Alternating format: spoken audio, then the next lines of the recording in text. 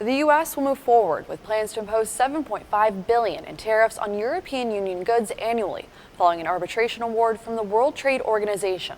According to the Office of the U.S. Trade Representative, Wednesday's arbitration award is the largest in the World Trade Organization's history. It comes in response to a years-long dispute between the EU and the U.S., in which the U.S. alleges EU countries gave Airbus an edge with subsidies that negatively impacted Boeing. The Trump administration says it will impose 25% tariffs on certain EU agricultural exports and 10% tariffs on European brand aircraft. In a statement, U.S. Trade Representative Robert Lighthizer said, accordingly, the United States will begin applying World Trade Organization-approved tariffs on certain EU goods beginning October 18th.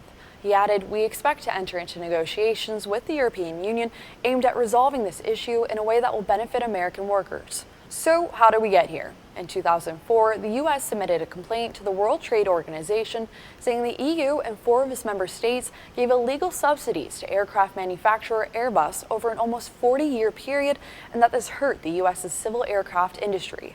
The EU filed one of its own, as well as an additional complaint in 2005, accusing the U.S. of the same thing, arguing that the U.S. gave Boeing billions in subsidies.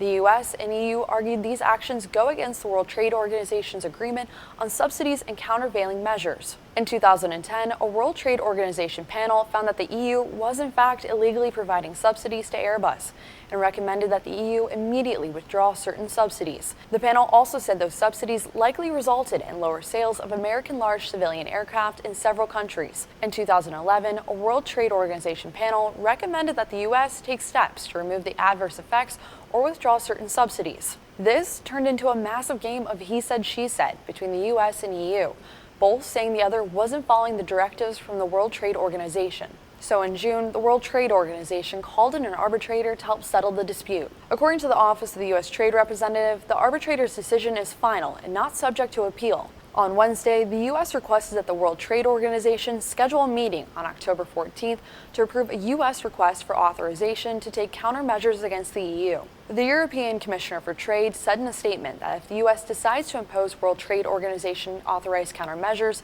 it will be pushing the EU into a situation where we'll have no other option than to do the same.